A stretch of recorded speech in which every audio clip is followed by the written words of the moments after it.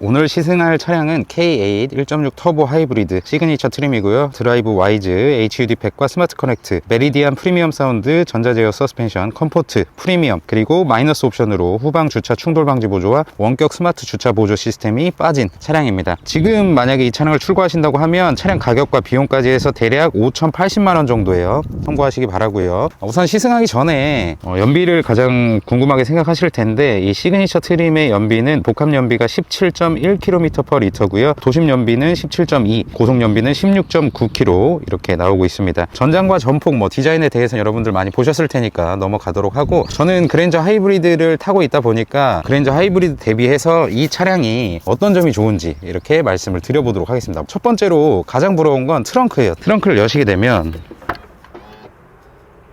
그랜저 하이브리드 같은 경우는 이 바닥이 이렇게 깊지 않습니다. 그래서 여러분들이 세차용품 그냥 버킷만 실을 때는 그랜저 하이브리드 들어가는데, 돌리 있죠, 버킷 밑에 바퀴 다는 거, 그것까지 하면 그랜저 하이브리드는 세울 수가 없어요. 근데 K8은 충분히 세울 수가 있고 밑으로 폭 파여져 있기 때문에 활용성이 굉장히 넓어졌습니다. 그냥 일반 가솔린 모델이랑 똑같아요. 너무 부럽습니다, 이런 건. 그리고 이 차량에는 12V 배터리가 없어요. 이 배터리 방전에 대한 걱정을 조금 덜어줄 수 있습니다. 유지보수 비용도 훨씬 덜 들고요. 이런 점도 상당히 좀 좋다고 생각을 하고요. 저는 그랜저든 K8이든 이 앞에 디자인은 별로인 것 같아요. 그리고 옆쪽 디자인이 이렇게 쿠페형처럼 디자인을 하는 게 요새 트렌드인 것 같은데, 저는 쿠페형을 워낙에 또 좋아하다 보니까 K8의 측면 디자인은 저는 좋다고 생각을 합니다. 다음 후면부를 보시게 되면 이렇게 하이브리드라는 배지를 제외하고는 기본적으로 가솔린 모델들과 디자인이 똑같아요. 옛날 한 10년 전 하이브리드 같은 경우에는 헤드라이트나 뒤에 리어 램프 몰딩을 따로 하면서 이제 하이브리드에 대한 표시를 많이 냈는데, 요새는 그런 게 많이 없어져서 저는 좋은 것 같고요. 휠 디자인도 저는 하이브리드, 옛날에 우리가 하이브리드 휠이라고 하면 연비를 생각해서 디자인은 갖다 버린 그런 수준이었는데, 요새는 하이브리드 휠도 디자인이 꽤 괜찮게 나오는 것 같다라고 생각을 해요. 다시 후면부 보시면 이게 불이 들어왔을 때는 약간 이제 생선 뼈다귀 같다고 얘기하시는 분들이 많은데, 실제로 밤에 봐도 생선 뼈다귀 같긴 해요.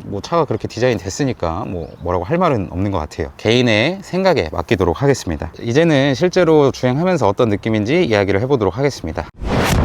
자, 이제 타보면서 여러분들께 어떤 느낌인지 말씀을 드리도록 하겠습니다. 시승기는 온전히 제 주관적인 느낌을 말씀드리는 거고요. 여러분들께서 실제로 시승하고 결정은 여러분들의 몫이라는 거 알아주셨으면 좋겠습니다. 우선은 외장 디자인의 느낌이에요. 외장 디자인, 그랜저와 비교했을 때 앞에 디자인은 상당히 좀 특이하죠. 범퍼와 라디에이터 그릴이 하나로 이렇게 이어져 있는 디자인인데, 저는 개인적으로 그랜저나 K8이나 둘 다 그게 그거다, 그렇게 이쁘지만 는 않다라고 생각을 해요. 이 차주분, 구독자분께는 좀 죄송스러운 말씀이지만 제 차도 저는 아직도 마음에 안 들고요. 끝까지 뇌이징이 안 되는 차예요. 그래가지고 참 신기합니다. 이게 어느 정도 타다 보면 이뻐 보이기 마련인데, 제 개인적으로는 그렇더라고요. 좀 이쁘지는 않은 디자인이다 라는 거 알아주셨으면 좋겠고, 후면부는 약간 느낌이 다른 것 같아요. K8의 경우는 더 정돈된 느낌이라면, 그랜저 같은 경우는 좀 동글동글하면서 약간 영한 느낌을 내려고 많이 노력을 한 느낌? 그런 느낌이 많이 들거든요. 그래서 취향에 따라 다르겠지만 저는 뒷부분은 아직도 그랜저가 이쁜 것 같고, 나는 딱 정갈한 느낌, 뭔가 정장을 입어야 될 것 같은 그런 느낌의 정갈함을 좀 나는 원한다 라고 하시면은 K8이 조금 더 좋지 않을까 이렇게 생각을 합니다. 외장 디자인에 대해서는 워낙 많이 요새 도로에 돌아다니고 그냥 우리가 쉽게 볼 수 있으니까 개인마다 또 평가가 다 다를 거고, 여러분들의 선택에 맡기도록 하겠습니다. 다음은 이제 정숙성인데, 아까 전에 가만히 정차해서 이렇게 재보면 30대 초반 데시벨 정도 나오거든요. 엄청 조용해요. 그냥 절 같아요. 절. 그냥 아무것도 없는 그런 상태에 있는 것 같은 착각을 불러일으킵니다. 그리고 이제 엔진이 돌기 시작하면 상대적으로 엔진음이 크게 들려져요. 2.4 자연흡기보다 더 좀 크게 엔진음이 들어오거든요. 그래서 많이 좀 거슬릴 수도 있을 것 같아요. 그렇다고 해서 엄청나게 차량이 원래 시끄럽냐, 그런 건 절대 아닙니다. 그렇다 보니까 오해는 없으셨으면 좋겠어요. 엔진이 돌아도 그래도 조용한 차량이다 라고 알아주셨으면 좋겠습니다. 2.4 자연흡기, 지금 제가 타고 다니는 그랜저보다는 약간 더 소음이 들어오긴 해요. 근데 그렇게까지 못할 정도로 들어오는 건 아니다 보니까 이런 오해는 없으셨으면 좋겠어요. 충분히 조용한 차량이다. 그리고 가만히 서 있을 때는 30dB 정도인데, 지금 한번 볼게요.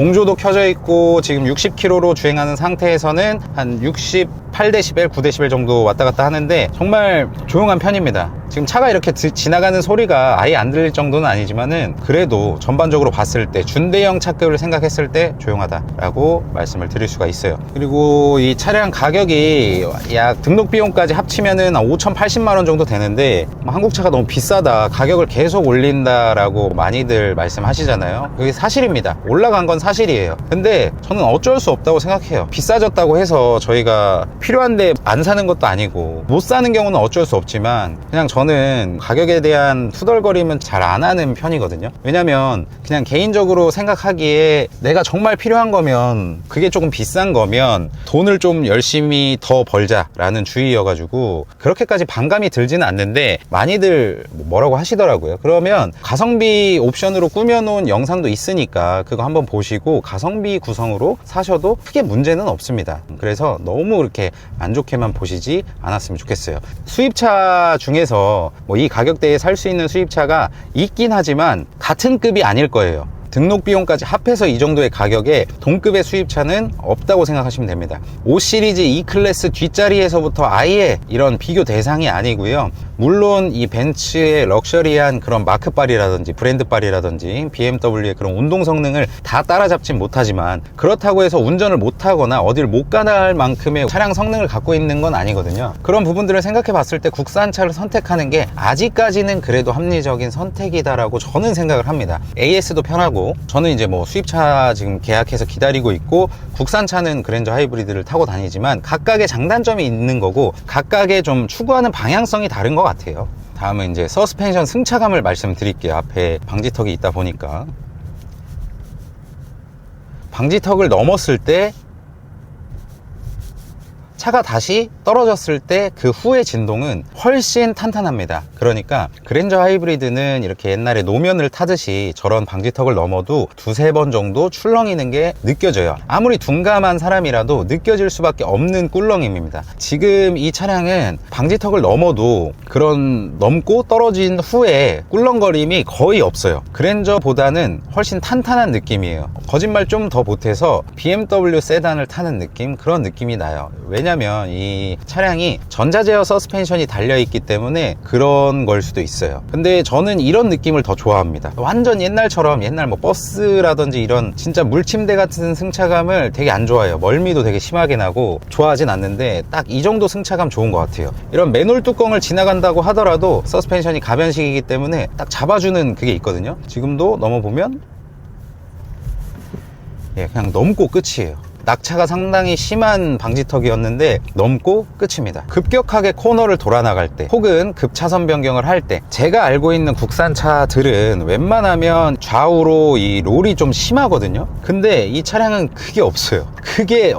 신기하게 그냥 자세를 거의 바로 잡는다고 해도 무방할 정도로 이렇게 돌아 나가잖아요. 그러면 차량 쏠림도 많이 없어요. 이게 그렇다고 하더라고요. 전자제어 서스펜션은 이 차량이 쏠리는 방향의 서스펜션을 조금 더 딱딱하게 만들어줘서 차가 이렇게 좌우로 뒤뚱뒤뚱 하지 않도록, 꿀렁이지 않도록 만들어주는 기능도 한다고 해요. 엄청 편리합니다. 엄청 좋아요. 그 느낌이, 차가 이때쯤이면 이렇게 기울어질 만도 한데 왜 가만히 있지라는 느낌을 받고, 그리고 안정감을 줘요. 그랜저의 승차감보다 이 승차감이 더 좋은 것 같다라고 생각을 합니다. 그리고 이제 변속기나 가속 성능을 말씀드릴 텐데, 타 채널에서 보면 K8의 제로백 0km에서 100km까지 올릴 때 한 7초대 초중반 정도를 나타내거든요. 근데 그랜저는 9초대예요. 아직까지도 그랜저를 이렇게 고속도로나 혹은 도심에서나 자동차 전용 도로에서나 이렇게 탔을 때 그렇게 크게 답답함을 아직까지 느끼지 못하고 있습니다. 왜냐하면 엄청나게 스포티한 주행을 하는 것도 아니고 정말 적정 속도 혹은 약간 그걸 상회하는 속도로 다니기 때문에 그렇게까지 답답함을 느끼진 못했지만, 이 1.6 터보 하이브리드는 그거보다도 더 좋은 성능을 냈기 때문에 훨씬 덜 답답해요. 지금도 스마트 모드인데도 불구하고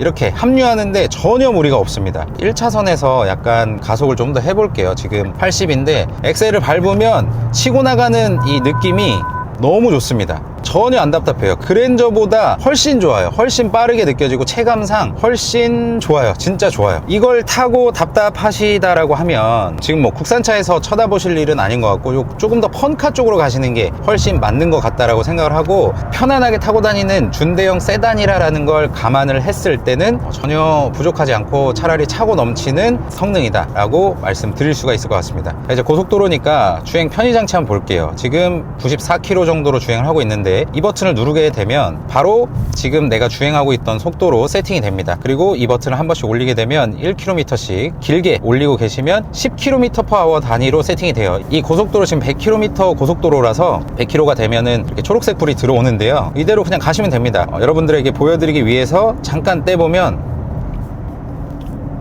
차로도 이렇게 가운데를 잘 유지해서 가는 걸 보실 수가 있어요. 너무 편리해요. 그리고 이 앞에도 지금 앞차를 감지해서 헤드업 디스플레이에 띄워줍니다. 그래서 너무 편리하고 앞차가 있구나. 다만 아쉬운 거는 제네시스도 그렇지만 그냥 네모 박스로 표시해 준다는 게 약간 아쉽거든요. 근데 표시해 준다는 게 어디예요? 차간거리도 4, 3, 2, 1단계로 조절을 할 수가 있습니다. 저는 웬만하면 3단계 아니면 2단계를 추천드려요. 1단계는 약간 좀 불안함을 느끼실 수도 있을 것 같고 3단계 정도면 안정감 있이 큰 불안감 없이 이렇게 갈 수가 있습니다. 그리고 고속도로 주행 보조, 이렇게 고속도로나 자동차 전용 도로에서 이 버튼을 누르시게 되면 교양 보조까지 함께 같이 켜지기 때문에 더 조작할 필요성이 없어요. 여러분들이 조작할 거는 이 속도 조절하고 차간거리 딱 두 개면 끝입니다. 저는 지금 엑셀도 밟지 않고 있고요. 너무 편안하게 갈 수가 있거든요. 너무 좋아요. 그리고 다른 버튼 조작 편의성도 약간 K8이 신기한 게 이렇게 공조랑 이런 전환계를 이용해서 터치로 조절을 하죠. 물리 버튼이 다 없어졌습니다. 약간 아쉬운 거는 이렇게 눌렀을 때 햅틱 반응, 운전자가 눌렸구나 하는 이 진동을 좀 줬으면 좋았을 텐데 하는 아쉬움은 있어요. GV70 같은 경우에는 항상 말씀드리지만 이렇게 눌렀을 때 운전자 손끝에 진동을 좀 전해주면서 알 수가 있는데 이거는 그냥 소리만 나다 보니까 한번 쳐다봐야 되는 그런 번거로움은 있습니다. 확실히. 그 이외에 다이얼식 기어라든지 이거는 버튼식보다 훨씬 편하고요. 기타 배열, 이런 버튼 배열들도 딱 사용자가 알맞게 손을 뻗어서 조작할 수 있도록 돼 있어서 너무 좋은 것 같아요. 특히 기어 노브 쪽이 약간 올라와 있거든요. 우리가 기어 노브가 없어졌을 때 가장 크게 걱정했던 부분들이 이제 팔을 어디에다 올려놔야 되냐, 이런 걱정들을 굉장히 많이 하시더라고요. 근데 원래 팔은 여기다 올려놓는 게 아니잖아요. 그런 걸 또 생각을 해서 기어 노브가 있는 쪽을 좀 들어 올려줬어요. 너무 좋습니다. 이렇게 딱 올려놓으면 안정감 있게 가실 수가 있습니다. 그리고 100km에서 1차로니까 잠깐 속력을 올려보면 스마트 모드에서 약간 속도가 올라가면 갈수록 엔진음이 들어오고 한 120km가 넘어가면 이 시트의 옆구리를 잡아주는 볼스터가 쫙 몸을 조여줍니다. 지금까지 타본 차 중에 제일 이 조여주는 느낌이 좋은 것 같아요. 괜찮은데요? 다시 2차선에서 속도를 맞춰가지고 가도록 하겠습니다.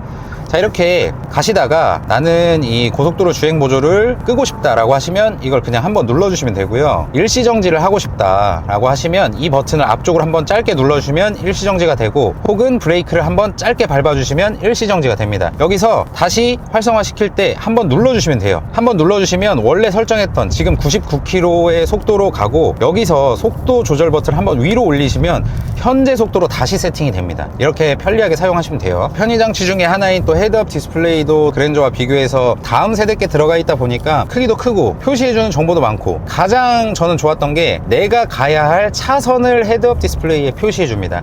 현재 나오고 있는 그랜저 하이브리드는 그런 게 없어요. 차선을 표시해주지 않아요. 익숙한 길이면 갈 수 있겠지만은 초행길 같은 경우에는 헤매는 경우가 많아요. 순정 내비를 좀 많이 보는 편인데 K8 하이브리드의 헤드업 디스플레이 같은 경우는 차선까지 다 헤드업 디스플레이에 보여주기 때문에 운전하실 때 다른 곳에 시선을 분산시킬 필요 없이 편리하게 보실 수가 있습니다. 지금 이렇게 가다가 브레이크를 밟아보면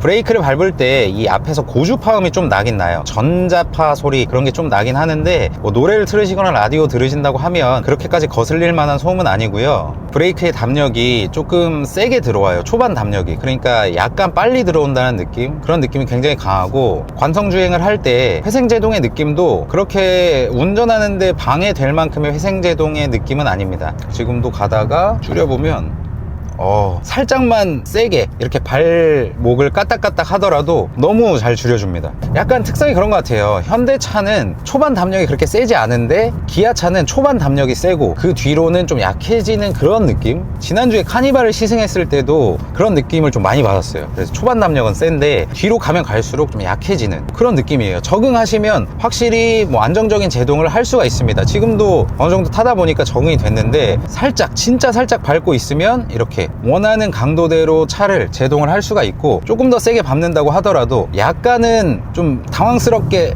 빡 잡긴 하지만 그래도 그 뒤로는 좀 안정감 있이 갈 수 있는 그런 브레이크다 라고 생각해 주시면 돼요. 그냥 일반적으로 우리가 생각할 수 있는 그런 국산차의 브레이크라고 보시면 됩니다. 드라마틱하게 차를 내가 어디에다 언제 세워도 내다 꽂을 수 있겠다 이런 브레이크라고 솔직히 느껴지진 않고요. 일상생활에서 너무 과속을 하지 않으신다라고 한다면 충분히 브레이크가 옛날처럼 국산차는 밀린다 그런 생각은 들지 않는 브레이크다 라고 말씀드릴 수가 있겠습니다.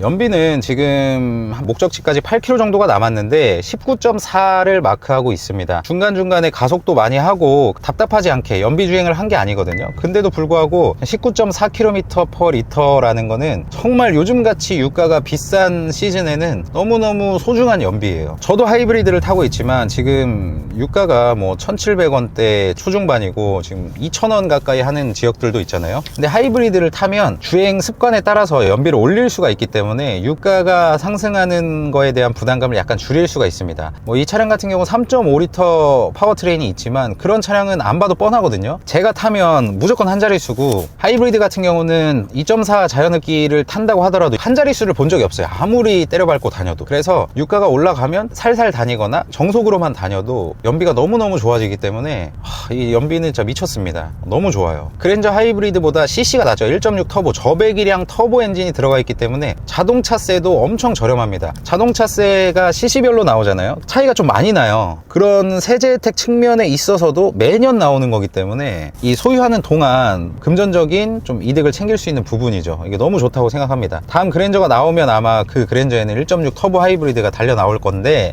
지금까지는 우선 제일 좋은 준대형 세단의 하이브리드다 라고 생각을 하시면 돼요. 어차피 두 대밖에 없지만 그랜저는 이 전 세대 거고 지금 뭐 거의 독보적인 이 포지션을 차지하고 있다고 보시면 돼요. 핸들링 같은 경우는 그랜저보다는 안정적이고요. 옛날 국산차는 진짜 뭐 한 손가락으로 돌려도 돌아갈 만큼 정말 가벼웠잖아요. 그래서 노면이 안 좋으면 돌아갈 것 같고 그랬었는데 근데 K8은 그런 게 없습니다. 운전자에게 안정감을 주고 있는 핸들이고 그런 유격이라든지 이 핸들을 잡고 있을 때 불안하다, 너무 가볍다 이런 생각을 들지 않게끔 해주는 핸들입니다. 이걸 타고 뭐 코너링이나 이런 걸 해보진 못하겠지만 지금 주행하는 환경 특성상 솔직히 그러려고 타는 차는 아니잖아요. 우리가 도심에서 패밀리 세단으로 혹은 뭐 출퇴근할 때 이렇게 타고 다니는 차량인데 이걸 또 가지고 뭐 깔려면 깔 수는 있죠. 그런 스포츠 세단하고 비교해서 브레이크가 어떠니, 핸들링이 어떠니, 가속 성능이 어떠니 깔려면 부스럼 안 나오는 차 지금 없습니다, 이 세상에. 근데 목적을 생각해보면 엄청 편하고 조용하고 세제 혜택도 가져가고 이 가격에 이 정도 차를 얻을 수 있다라는 건 아직은 행복이다라고 생각을 해요. 항상 어떤 물건을 사든 목적에 맞는 물건을 사는 게 가장 중요하다라고 저는 생각을 하거든요. 근데 예를 들어서 우리가 등산을 가는데 여러분들이 신발이 필요한데 구두를 샀어요. 그 구두를 신고 등산을 해서 발이 아프다고 그 구두 회사 잘못입니까? 그 목적에 맞지 않는 물건을 산 여러분들 잘못이라고 생각해요, 저는.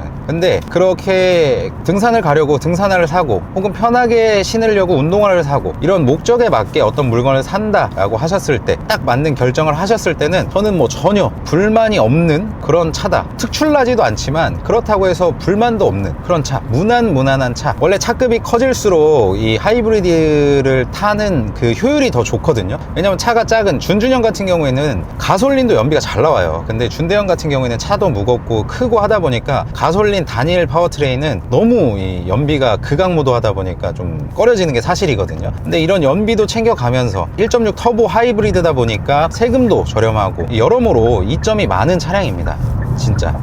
그리고 뭐 전기차가 지금 뭐 다가오는데 하이브리드 지금 사도 괜찮냐라고 물어보시는 분들이 계시다면 사셔도 후회하지 않으실 거예요. 근데 지금 타고 다니는 차가 있고 뭐 굳이 바꿀 필요가 없다라고 하면 기다렸다가 전기차 사시는 게 어차피 쏟아져 나올 텐데 차라리 전기차를 사시는 게 좋겠다라고 저는 생각을 하고요. 차가 꼭 필요하신다라고 하면 지금 아마 K8도 대기가 상당히 길 거거든요. 잘못된 정보를 알고 계시는 분들이 많은데 그랜저의 풀체인지는 2023년 초반 정도로 알아주시면 되고 그 안에 하이브리드 준대형을 사고 싶다라고 하시면 K8으로 가셔도 저는 괜찮다라고 생각이 듭니다. 지금 전반적으로 외장 디자인을 제외하고 이 내장 디자인이라든지 연비, 운전 편의장치, 운전자 보조장치, 이게 제일 또 마음에 드는 이 다이얼 기어, 그리고 오토홀드를 기억해주는 버튼 너무 좋죠. 다 버튼 배열도 너무 잘 돼 있고 약간 이 햅틱 반응이 없는 건 아쉽지만 뭐 메리디안 사운드부터 해서 내장재 에르고 모션 시트 뭐 너무 지금 준대형에 넣을 수 있는 게 다 들어가 있고 다 넣을 수 있고 선택도 할 수 있고 약간 트림을 올라가야 되긴 하지만 그런 측면에서 보면은 이 가격대에 누릴 수 있는 호사다라고 말씀드릴 수가 있을 것 같아요. 어떤 분들께 추천하느냐, 나는 준대형을 타고 다니면서 성능적인 부분, 이 출력적인 부분도 좀 해결하고 연비도 챙겨가고 그리고 세금 혜택도 좀 챙기고 싶다라고 하시는 분들은 하이브리드 보실 거고 이미 그럼에도 불구하고 그런 걸 또 가져가시면서 이런 공간적인 부분, 거주성, 크기, 그 다음에 이런 편의장치, 디자인은 뭐 개인적인 좀 호불호가 있으니까 그런 걸 같이 가져가고 싶다라고 하시면 지금 이 영상을 촬영하는 2021년 10월은 그랜저 풀체인지가 나오기 전까지는 K8에 대안이 없다라고 보시면 됩니다.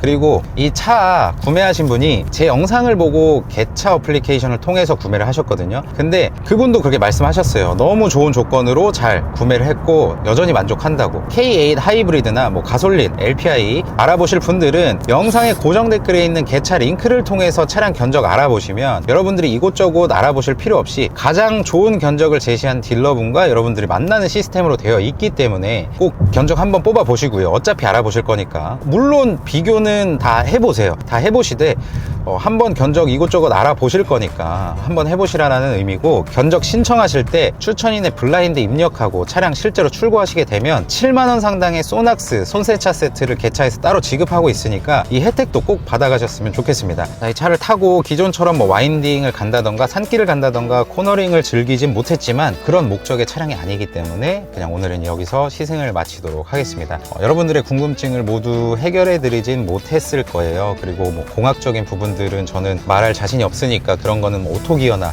오토뷰 채널 같은 걸 보셔서 채우면 좋을 것 같고요. 제 주관적인 느낌을 말씀드린 거니까 여러분들께 도움이 되셨다면 구독이나 좋아요 한 번씩 눌러주시고 오늘 여기서 마치도록 하겠습니다. 항상 건강하시고요. 오늘도 행복한 하루 보내시기 바랍니다. 지금까지 블라인드였습니다. 감사합니다.